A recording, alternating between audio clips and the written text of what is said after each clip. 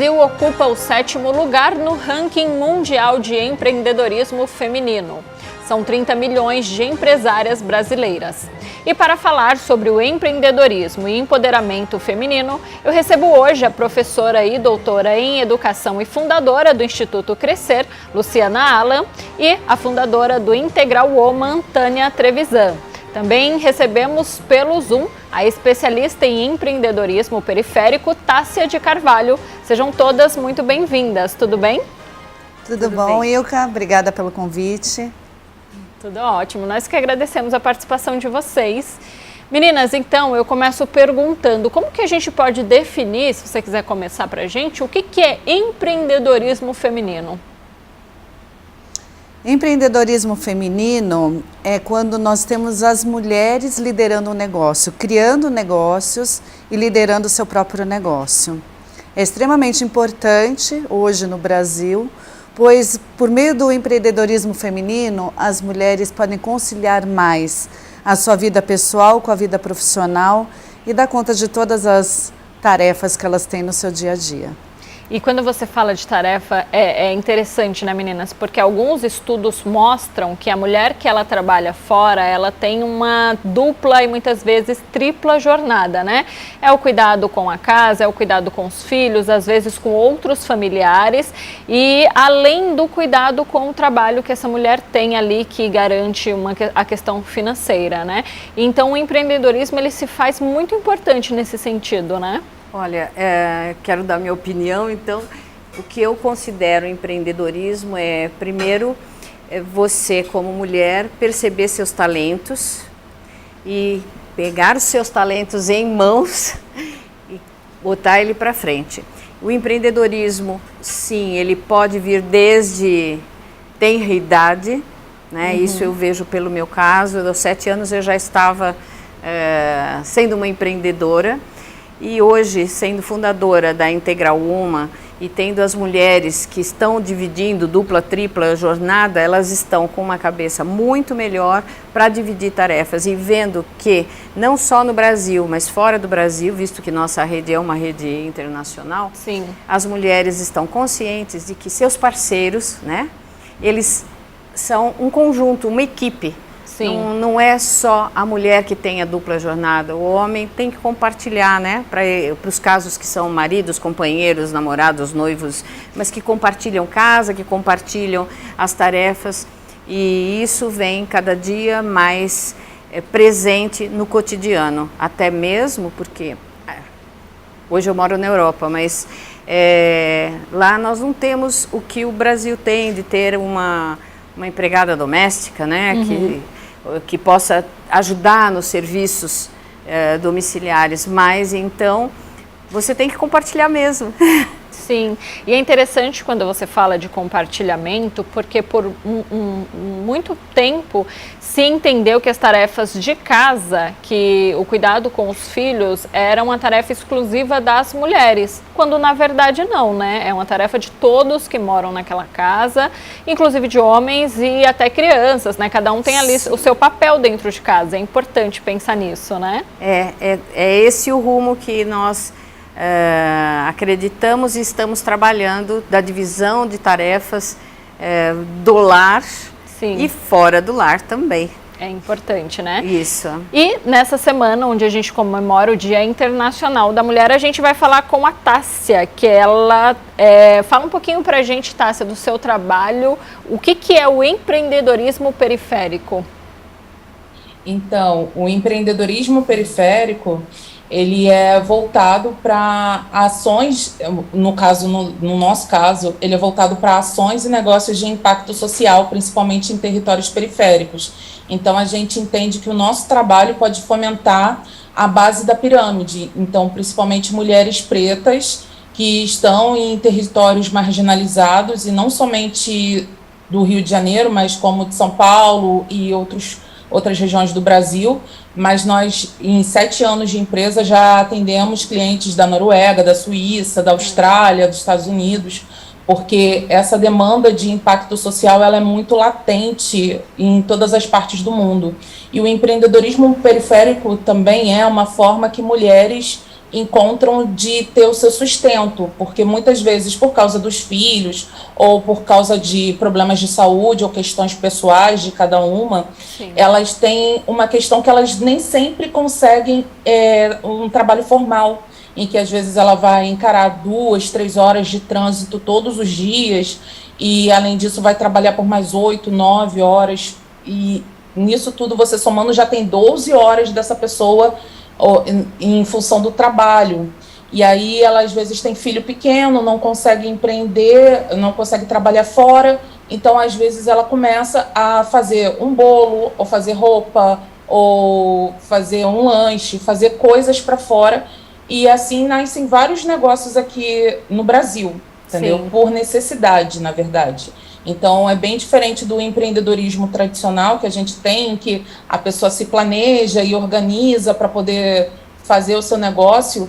Aqui, nessa parte de empreendedorismo periférico, a gente vê que é uma necessidade. Sim. Porque a pessoa estava com um filho pequeno, precisava se sustentar, mas não tinha com quem deixar. Então, ela começa a literalmente empreender para poder ficar em casa olhando a criança e trabalhando. Então também tem esse desdobramento em que a mulher muitas vezes trabalha mais do que 18 horas por dia, porque ela está ali atuando como mãe, mas ela também está atuando como empreendedora, social media, gestora do negócio e tudo. É um empreendedorismo, então sim, é bem mais complexo. E você citou 2 pontos importantes, Tássia, que eu quero falar aqui. O primeiro é essa questão do machismo, né? Você falou assim, muitas vezes a mulher, ela tem um filho pequeno, só que ninguém olha o homem assim, né? Normalmente quando a gente vai fazer uma entrevista de emprego e você tem filho pequeno, a pergunta você tem alguém com quem deixar o seu filho? Essa pergunta eu acredito que não seja feita para homens. E a segunda questão que eu quero que você comente é essa questão da mulher negra ser o topo da pirâmide quando a gente fala de faltas de direitos ou de garantia de direitos, né? Porque a mulher, ela já ganha ali menos que o homem de um modo geral, e a mulher negra, ela ganha menos ainda que a mulher branca, né? Você pode comentar isso pra gente? Claro, quando eu ouvi falar dessa pesquisa pela primeira vez, foi lá para 2014, que a mulher negra ganhava até 1/4 do que o homem branco na mesma posição receberia. E eu achei até que era mentira na época, honestamente. E aí eu trabalhava num local em que eles começaram a atrasar os nossos salários, e aí a gente começou a conversar. E aí, conversando, eu descobri que os meus colegas que exerciam a mesma função que eu ganhavam, por exemplo, 5 mil, 6 mil reais, enquanto eu ganhava 2 mil. Mas era a mesma função, a mesma formação e a mesma empresa, entendeu? Então, isso para mim meio que escancarou aquele racismo estrutural que a gente vive, essa estrutura patriarcal que o Brasil vive, em que a gente literalmente recebe menos. Então não adianta literalmente a gente estudar e se esforçar ao máximo, porque no final das contas, na hora de sermos pagas, nós vamos receber menos. As mulheres brancas vão receber menos e as pretas menos ainda. E isso sem contar que a gente ainda vai ter a jornada de chegar em casa e cuidar do filho. Para mim, o empreendedorismo, ele acabou sendo uma forma de igualdade salarial, entendeu? Não que eu receba um salário, mas de igualdade de pagamentos. Porque quando eu estava trabalhando numa grande empresa, eu estava recebendo 2 mil, isso em 2016. Quando eu comecei a empreender e trabalhando com projetos sociais, que eu cuido da comunicação desses projetos e negócios de impacto social. Quando eu comecei a empreender, eu estava ganhando mais que o triplo 2 meses depois. Eu falei, opa, peraí, eu estou trabalhando com projeto social em favela, com negócios pequenos, e eu estou recebendo muito mais. Isso não faz sentido, entendeu? Isso não faz sentido. E realmente não faz sentido, mas é o que acontece, entendeu? Então você acaba conseguindo receber de forma mais justa, eu diria assim. Porque você dá o seu preço quando você está trabalhando e você sabe o quanto seria justo você receber por aquela determinada função. Então muitas mulheres têm ido para o empreendedorismo também por causa disso, porque o mercado de trabalho não quer pagar a gente de uma forma igualitária, apesar da gente exercer as mesmas funções do que um homem, e às vezes até mais. Desculpa. Eu Claro. gostaria de pontuar que hoje as mulheres também, elas buscam, não só mulheres, homens e mulheres, buscam ser empreendedores para fazerem aquilo que gostam, para fazer uma ação que possa trazer resultados e que possam trazer prazer, porque tudo que é feito com prazer tem um resultado mais eficiente. Melhor, né? Então é nisso que eu vejo e acredito. Muito bem. Luciana, a Tássia, ela teve um start, né? Ela percebeu, ela mesma citou, que ela não acreditou quando ela viu essa pesquisa de que as mulheres ganhavam tão menos que os homens e que as mulheres negras ganhavam menos ainda, até que ela teve um start e decidiu trabalhar ali por conta própria. Quando a mulher decide isso, ela precisa ter um apoio, né? E aí eu vou pedir para você falar, então, do seu trabalho. Muito interessante, acho que o que a Tássia traz, antes de falar do meu trabalho, eu gostaria de complementar que a questão mesmo na questão do empreendedorismo, a gente ainda tem muitos desafios. Sim. A mulher empreendedora, ela ainda ganha menos que o homem empreendedor. E um dos motivos é a questão da jornada realmente que ela tem, que é uma questão cultural. Então, hoje a mulher, ela cuida do seu negócio, mas ela também ainda tem a responsabilidade de cuidar da família. Então, ela acaba se dedicando menos tempo ao seu negócio do que o homem. E esse é um aspecto que tem a ver com o quê? Com cultura. E para a gente mudar uma cultura, nós temos que mudar por meio da educação. E a educação, ela começa onde? Ela começa na escola. Nós precisamos mudar a educação básica, mudar diretrizes, para que a gente consiga realmente formar pessoas que tenham com equidade, com igualdade, para que elas tenham realmente essa percepção de igualdade. Entender que o trabalho de casa, o trabalho do lar, não é só um papel da mulher, é um papel do homem também. Acho que um exemplo muito interessante que eu tive a oportunidade de conhecer é o da Finlândia. A Finlândia, ela já tem no seu processo educacional, desde a primeira infância, um trabalho onde ela desenvolve a criança e posteriormente adolescente para que ele entenda que toda a tarefa do lar, ela é da família. Então, tanto o menino, ele é preparado para fazer atividades, aprender a cozinhar, passar uma roupa, lavar uma roupa, assim como a menina é preparada para fazer manutenção da casa. Então, na Finlândia, na escola, eles aprendem elétrica, hidráulica, mecânica, a pintar, a fazer marcenaria, Todo mundo, a lavar, a passar, a cozinhar. Todo mundo, tanto o menino quanto a menina. Legal. E quando eles constituem uma família, aquela é uma tarefa da família. Sim. E não só de um sujeito. Então, esse é um aspecto, apesar das mulheres estarem empreendendo, apesar delas estarem conseguindo conciliar, ter por meio dessa atividade uma oportunidade de fazer aquilo que elas gostam, ter mais tempo para conseguir conciliar as atividades domésticas com as atividades profissionais, ela ainda tem esse desafio, porque a gente não conseguiu mudar esse aspecto ainda. Verdade. E aí o Instituto Crescer é um instituto que ele vem trabalhando já há mais de 20 anos, ajudando as pessoas a terem e a perseguir seus sonhos. O que nós queremos é empoderar as pessoas, sejam elas homens ou mulheres, para que elas consigam sonhar. E para que elas consigam sonhar, elas têm que entender quem elas são. Quais são as minhas competências? O que eu tenho de bom? Aonde eu estou? Em que comunidade que eu estou inserido? O que eu posso fazer para poder realizar aquilo? Conseguir fazer com que aquelas habilidades e competências que eu tenho possam ser reconhecidas, eu posso usar isso em prol de o meu desenvolvimento pessoal e profissional. E como é que eu posso também, por meio disso, ajudar a desenvolver a minha comunidade? Sim. Então, nós temos aí dentro de uma gama de projetos que nós temos lá no Instituto, nós temos um projeto que forma e desenvolve pessoas para empreender.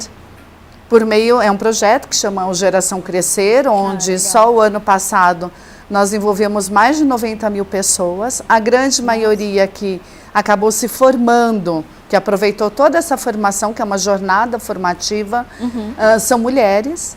e que estão conseguindo criar negócios e desenvolver o seu negócio. Porque um outro desafio também, empreender, às vezes parece simples. Sim. Né? Criar um negócio, abrir um CNPJ. Mas não é só abrir um CNPJ. Você tem que ter ali toda uma série de... você tem uma série de questões que você tem que resolver para que seu negócio vingue. Então, você tem não só que ter uma boa ideia, você tem que ter atitude para você conseguir colocar seu negócio em pé, mas você tem que saber fazer uma administração financeira, você precisa saber fazer marketing, você precisa estabelecer relacionamentos. São várias habilidades que você tem que ter para que o seu negócio realmente vingue. E não é simples, então você tem que preparar as pessoas para que elas consigam realmente ter negócios sustentáveis, que eles sejam negócios que tenham longevidade e não haja uma frustração. Então, tudo isso é um trabalho que a gente acaba fazendo de ajudar as pessoas a estruturarem esse negócio de uma forma mais sustentável. Muito legal. Daqui a pouco eu vou pedir para a gente falar do livro também, mas é importante, né, a gente ter, Tânia, essa preparação, né, quando a mulher decide então ir para o mercado de trabalho por conta própria, que ela seja preparada, né, porque como a Luciana falou, não é algo fácil como às vezes pode aparentar ser, né? E nós trabalhamos nesse sentido em estabelecer parcerias, porque se uma mulher começa um negócio, ela é de uma determinada área, vamos supor que ela seja da área de saúde e abre o seu negócio, mas ela não vai entender tudo sobre marketing, sobre legislação, sobre finanças. Então, dentro da nossa rede, a rede de apoio das mulheres empreendedoras, elas se complementam, elas se ajudam, elas trocam, elas criam novos projetos e é nisso que nós trabalhamos, sim. Essa rede complementar, ela deve ter uma informação geral de todos os aspectos e ferramentas que ela pode trabalhar no negócio dela, mas tem claro que ela não consegue fazer tudo porque nem todo mundo é bom em tudo. Sim. Ela sabe e conhece o produto dela, o serviço dela. E aí, então, como trabalhar para que esse produto ou serviço cresça? Parcerias, que é uma das ODSs e que a nossa querida aqui falou sobre o pacto social, né? Está estritamente relacionado às ODSs, que são os Objetivos de Desenvolvimento Sustentável da ONU, da Agenda 2030, que hoje nós trabalhamos junto das empreendedoras. Nós damos um curso onde essas empreendedoras podem inserir esse conceito e implementar nas ações que desenvolve com o seu empreendedorismo. Muito legal. Eu vou pedir para já você falar um pouquinho mais sobre o trabalho da Integral Woman, mas isso que você falou é importante, né? Porque senão, muitas vezes, a mulher que entra no empreendedorismo, ela acaba gerando mais tarefas para ela ainda, a Tássia pode até comentar isso, e talvez, se não der certo, gerando uma frustração também e uma falsa impressão de incapacidade, né, Tássia? Verdade. Eu tenho meio que uma sorte, porque eu sei que isso não é o habitual, mas eu sei que eu sou meio que privilegiada, porque eu tenho um marido que ele sempre está do meu lado. E eu acho que é muito importante a gente falar também essa importância dos homens para a gente conseguir empreender. Então, logo no início da empresa, eu comecei sem nenhum investimento. Então, ele pegou, na época, conseguiu um segundo emprego para poder conseguir me ajudar a pagar as contas enquanto a minha empresa começava a startar. Ele também pega as tarefas de casa, são mais dele do que minha, porque o meu foco tem que estar na empresa. Então, quando foi até comentado isso, de que os homens acabam tendo mais tempo para se dedicarem aos seus negócios e por isso os negócios são mais bem-sucedidos do que o das mulheres, isso é pura verdade. E eu tenho certeza que o meu negócio, ele conseguiu escalar e conseguiu crescer mesmo com a pandemia, porque eu, por exemplo, não estava tão focada nas tarefas de casa que nem as mulheres, teoricamente, têm que estar, entendeu? Porque eu tinha alguém que eu sabia que ia cozinhar, ia lavar, ia arrumar, então eu sabia que eu podia focar no negócio o máximo de tempo possível e imaginável. Então a gente precisa também de parcerias e de parceiro, do homem ser o nosso parceiro também, para a gente conseguir escalar o negócio, entendeu? Porque imagina, você sozinha para fazer tudo. E mesmo assim o empreendedorismo ele é bem solitário, isso mexe muito com a cabeça da gente. Então, uma das coisas que eu sempre recomendo para todo mundo, que para mim foi meio que um divisor de águas, é faça terapia, entendeu? Faça terapia, porque o negócio já é solitário, dá vontade, às vezes, de desistir no meio do caminho, mas às vezes porque a gente acha que não tem capacidade ou que não merece aquilo que está acontecendo, mas faça terapia, porque a gente estando bem psicologicamente, as coisas fluem melhor. Sim. E uma outra coisa também que eu acho primordial são realmente as questões das parcerias. Então, por exemplo, logo no início eu precisava de fotógrafa e eu não sei fotografar, eu não sou fotógrafa, eu sou jornalista. Então, eu fiz parceria com uma fotógrafa, eu precisava de arte, de design, e eu perdia muito tempo tentando fazer uma arte, então eu fiz parceria com uma designer. E aí, através dessas parcerias e de pessoas que também têm a ver com o perfil da minha empresa, eu fui conseguindo construir um negócio e conseguindo oferecer serviços que talvez eu não fosse oferecer se eu não tivesse essa expertise. Então, a mesma coisa com advogados e contador, porque você acaba precisando desses profissionais e você não tem como fazer o que um advogado faz para estruturar Sim. toda a parte jurídica da sua empresa. E eu aprendi na marra que isso é muito importante, essa parte jurídica da sua empresa. Você também precisa estruturar toda a parte contábil, porque senão vai dar dor de cabeça depois. Ainda mais a gente agora que está saindo de uma categoria para ir para outra, de tributação, porque a minha empresa está crescendo, então a gente está mudando o sistema tributário. Sim. Então todas essas questões assim são muito importantes, a gente ter parcerias e contar com outras pessoas também, outros profissionais. Muito bem. Tássia, eu vou encerrar o primeiro bloco agradecendo o seu depoimento e a sua participação. E parabéns, viu, pelo seu negócio e pelo sucesso que você está fazendo. Muito obrigada, agradeço muito. Então é isso, gente. Hoje a gente está falando de empreendedorismo feminino. A gente vai chamar um intervalo rapidinho, mas já a gente está de volta.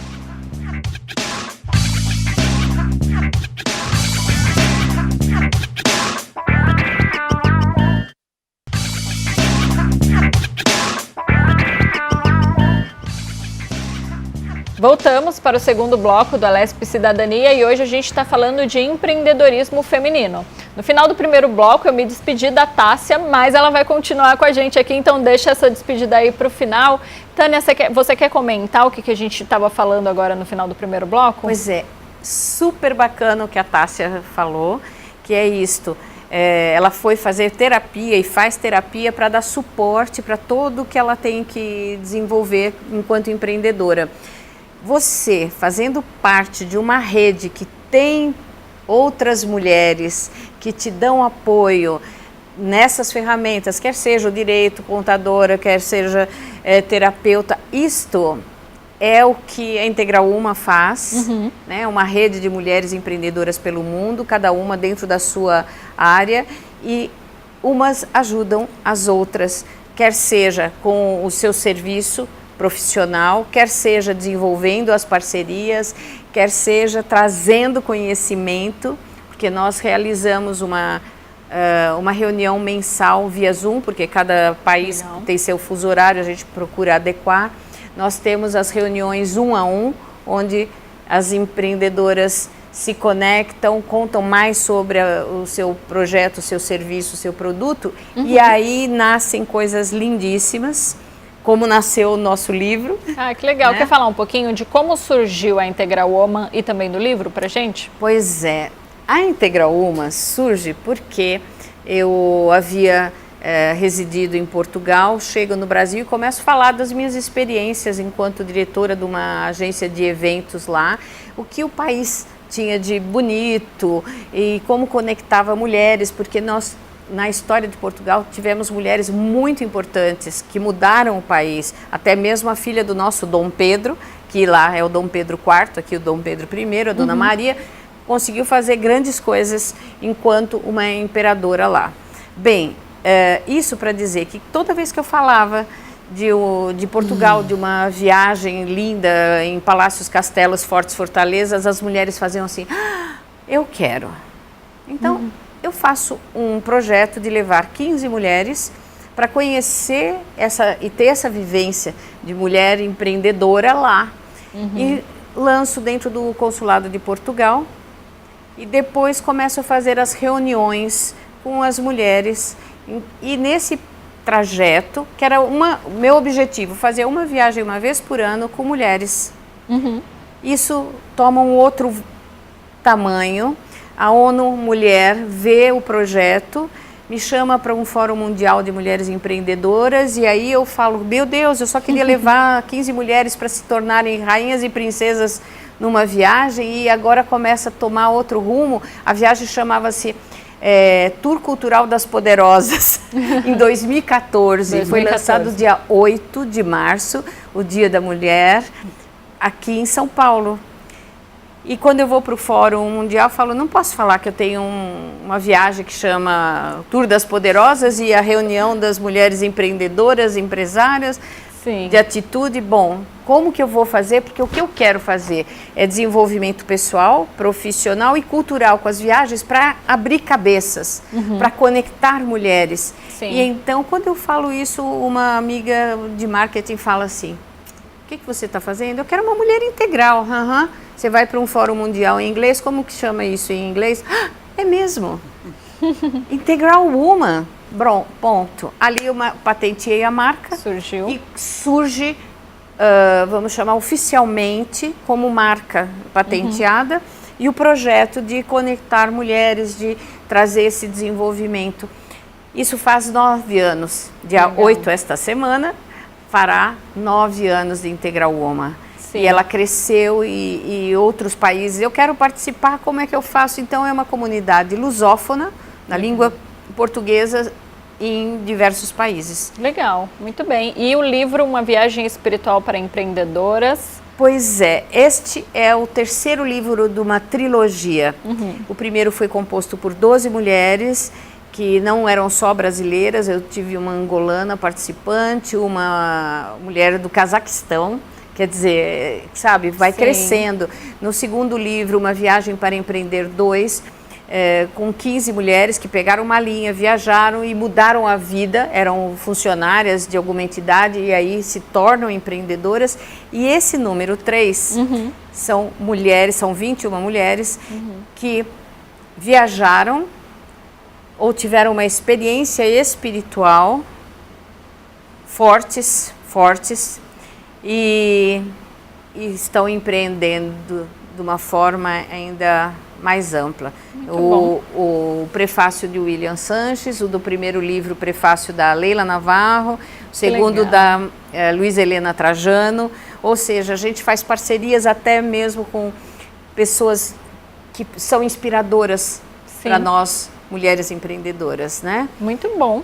Parabéns pelo trabalho, muito legal. Obrigada. E assim, é interessante, como a Tânia estava falando, né, Luciana, que a gente precisa dessa integração, né? E como a Tássia mesmo citou para a gente antes do intervalo, essa rede de apoio acaba sendo essa integração, porque ninguém consegue fazer nada sozinha, né?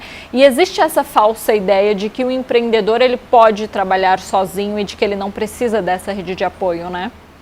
Com certeza. Eu também sou empreendedora.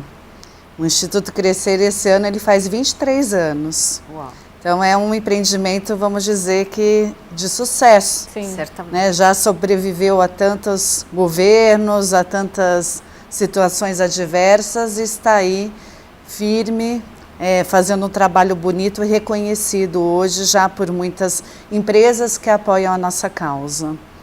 E não é fácil. Quando eu comecei lá em 2000, junto com meu pai, na realidade meu pai foi o fundador do Instituto, uma pessoa que já vinha trabalhando há muitos anos na área social, junto com minha mãe, e resolveu em determinado momento constituir o Instituto para poder realmente tornar profissional as ações sociais que eles já vinham desenvolvendo, e eu me juntei a eles naquele momento para poder participar.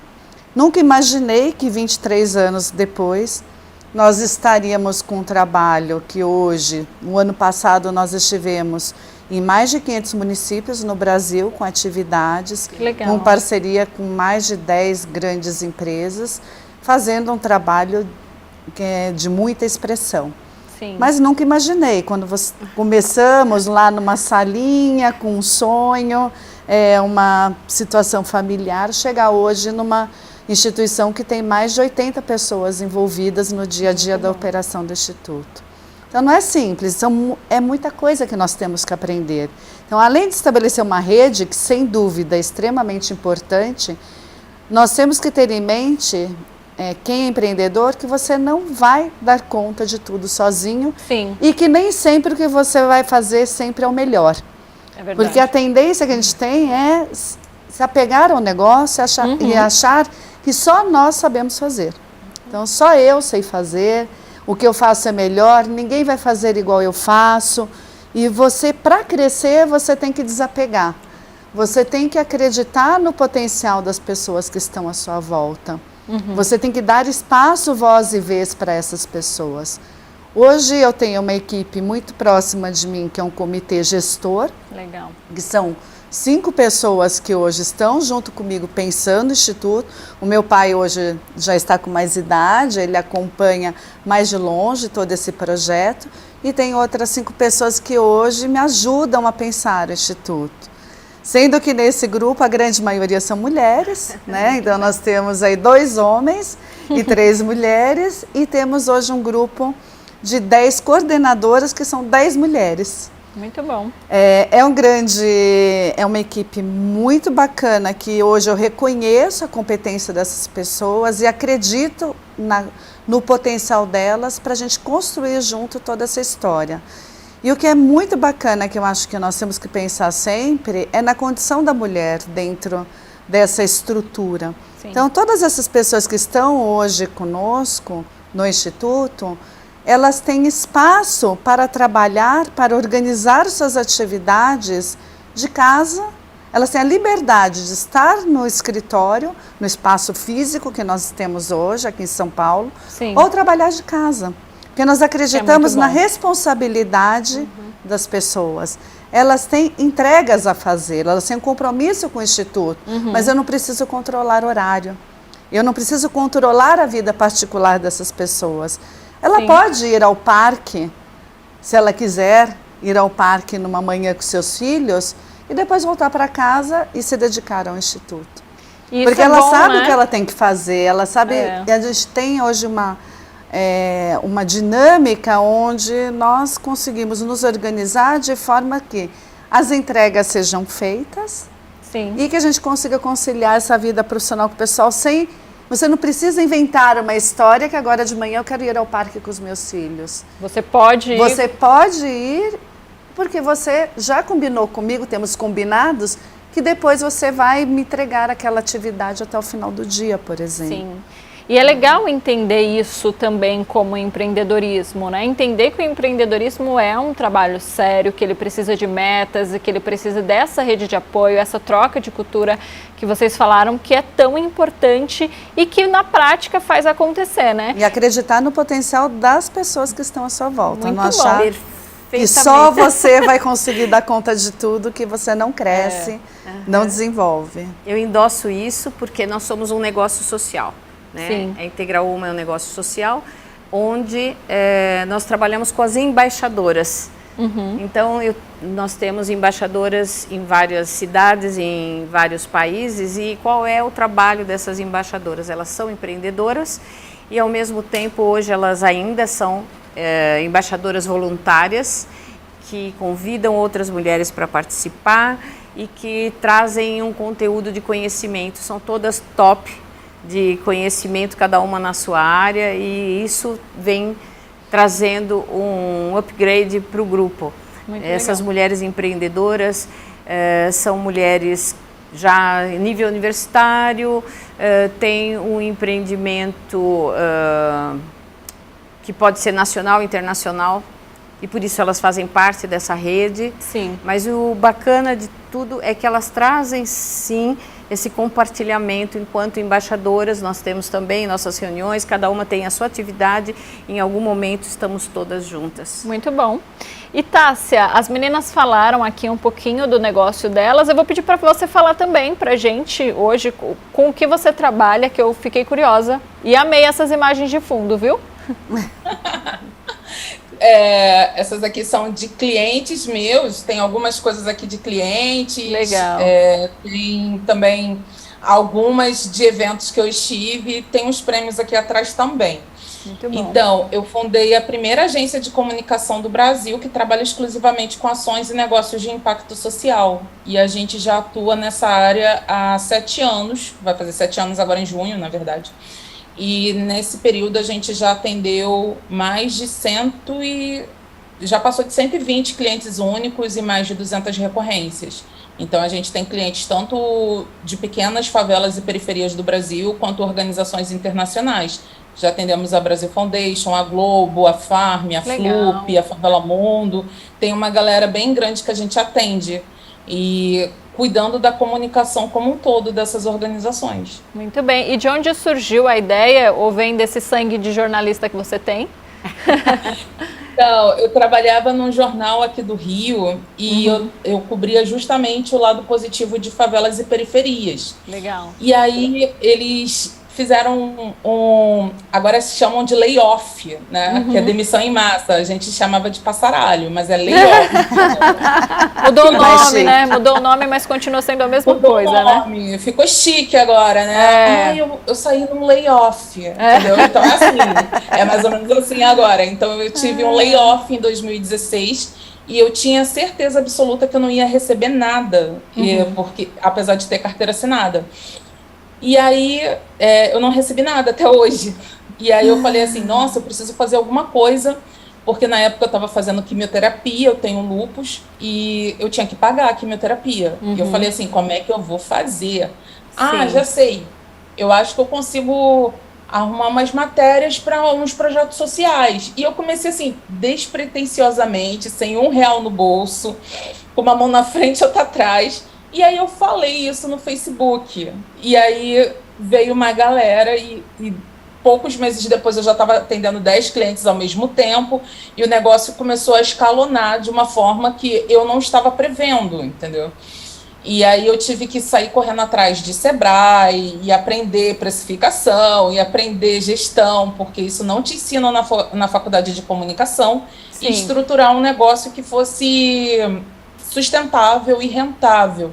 Porque no início, como eu só queria conseguir o dinheiro da quimioterapia e dos remédios que eu precisava, eu não estava fazendo um plano de negócios, eu não estava pensando assim, eu vou estruturar aqui um negócio. Eu não estava fazendo essa parte toda. E são coisas que não ensinam para a gente. Agora, eu acho que o empreendedorismo ele é fundamental em todos os níveis. Então, quando a Luciana comentou que eles ensinam o empreendedorismo e o desenvolvimento, eu achei isso incrível, e eu acho que aulas de empreendedorismo deveriam ser dadas para a gente até na escola, entendeu? Porque a gente vê exemplos dos Estados Unidos em que as crianças começam vendendo suco de limão na porta de casa. Pode parecer que não, mas isso está dando um start. Então, tem até um empreendedorismo infantil que vai escalonando absurdamente nos Estados Unidos. A gente podia pegar esses exemplos de lá, que não é um país em vulnerabilidade que nem o nosso, por exemplo, e começar a pensar também as ideias que as nossas crianças possam ter de negócios e começar a ir desenvolvendo isso. Um caso que eu cito muito é, por exemplo, o caso do Brownie do Luiz, que é um brownie super conhecido aqui no Rio de Janeiro e São Paulo. E ele sempre cita que ele estava na escola e aí ele arrumou uma receita de brownie e começou a fazer brownie na cozinha de casa. Aí eu falo para as pessoas, gente, se eu fosse fazer brownie todo dia na cozinha da minha mãe, a minha mãe ia falar, toma vergonha na tua cara, quer ganhar dinheiro, vai arrumar um emprego, entendeu? Ela não ia deixar eu fazer aquela bagunça todo dia na cozinha dela, entendeu? E são coisas muito culturais. Imagina, o negócio dele, que hoje recebe milhões por ano, fatura milhões por ano, não ia existir se os pais não tivessem dado um apoio. Tipo, ele quer fazer brownie. Em vez de estudar, tá fazendo brownie. Não sei o que, tá fazendo brownie. Eles incentivaram. Agora, se você vai logo cortando esse sonho da criança ou do adolescente, ele não ia desenvolver um negócio, entendeu? Então, são essas coisas que eu falo, porque eu não vim educada de um lugar que era para eu empreender, para criar alguma coisa. Sim. Eu fui educada para ser CLT ou concursada. Foi essa mentalidade que me deram. Sim. Eu, por exemplo, eu queria muito fazer tatuagem desde que eu tenho, sei lá, 15 anos. Eu só fui fazer depois dos 30. Por quê? Porque a minha mãe falava que eu tinha que... Se eu tivesse tatuagem, eu não ia poder passar no concurso. Então, quando eu entendi que eu não ia mesmo mais ser concursada, eu fui lá e fiz um monte de tatuagens. Se libertou. Um monte, entendeu? Porque eu sabia que não ia quero mais um concurso, então, agora eu já posso. Ok, muito bem. Essa não é minha vida, entendeu? Mas são essas coisas assim que a gente é educado para trabalhar ainda CLT, o resto da vida, no mesmo trabalho.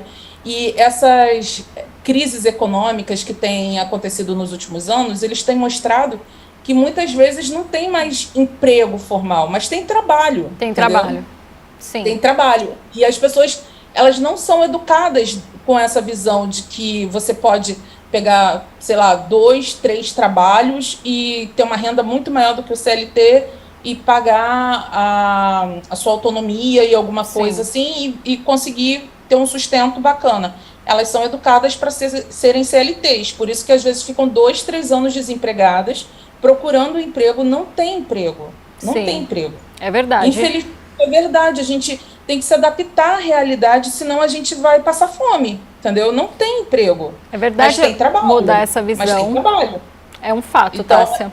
É uma mentalidade que a gente precisa mudar no Brasil inteiro, basicamente. Com certeza. Meninas, a gente está chegando ao fim do nosso tempo aqui, infelizmente, passa muito rápido, mas como a gente está numa casa de lei, eu não posso deixar de citar o decreto número 65557, de 8 de março de 2021, que institui o Programa Estadual de Empreendedorismo para o Desenvolvimento Econômico e Social Empreenda Rápido, o projeto estadual de apoio ao empreendedorismo feminino Empreenda Mulher e o projeto estadual de apoio ao afroempreendedorismo PEAFRO e da providências correlatas. É importante, né, meninas? Eu vou agradecendo a participação de vocês, pedindo para vocês citarem de maneira rápida a importância de o empreendedorismo feminino ser tratado em casas de lei, como é o caso aqui da Assembleia Legislativa. Se você quiser começar, Luciana.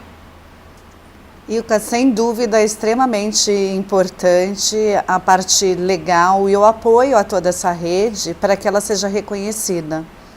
Então, ter o apoio dessas leis, acho que a primeira lei que nós tivemos nesse sentido é de 1934, na nova Constituição, quando ali é instituído toda algumas diretrizes para a participação feminina dentro da área de empregabilidade. E até hoje a gente vê muito pouco disso sendo colocado em prática. Sim. Então essas leis ajudam com certeza a institucionalizar esses projetos e essas oportunidades. E nós precisamos cada vez mais entender quais são essas oportunidades. E entender o empoderamento feminino é você também saber quais são os seus direitos. E saber buscar esses direitos. Então, começar entendendo o que tem disponível, o que legalmente pode te apoiar nesse processo, é parte desse empoderamento feminino. Com certeza. Então, importante saber que tem, importante divulgar, importante estudar e para poder buscar esses seus direitos. Com certeza. Tânia? Eu faço as palavras da Luciana as minhas, porque realmente estar embasado legalmente pode nos trazer benefícios, mas para isso nós temos que conhecer quais são essas diretrizes, essas leis que podemos utilizar no nosso dia a dia como ferramenta para crescimento. Com certeza, muito obrigada pela sua participação. Tássia, quer finalizar para a gente? Claro, eu acredito que através de ações como as que a LESP desenvolve, a gente consegue realmente mudar leis que vão incentivar e melhorar as vidas, por exemplo, de afroempreendedores ou de mulheres ou de pessoas em vulnerabilidade social e desenvolver o empreendedorismo e a geração de renda, não só para elas. Porque, por exemplo, eu comecei pensando nos meus remédios. Hoje eu tenho 8 pessoas que trabalham comigo, direto ou indiretamente. Então, eu estou gerando renda não só para mim, o meu sustento, mas é o sustento também de 8 famílias. Então, eu acredito que é muito importante a gente ter possibilidades de desenvolvimento desses negócios, porque assim a gente vai diminuindo realmente a questão do desemprego que a gente tem absurdamente alto aqui no Brasil. Sim, é isso. Meninas, eu agradeço a participação de vocês, desejo sucesso para todas. E hoje a gente falou de empreendedorismo feminino. Se você perdeu alguma parte do nosso programa, pode acompanhar ele completo pelo nosso canal do YouTube, Rede Alesp, e a gente se encontra em breve. Até mais!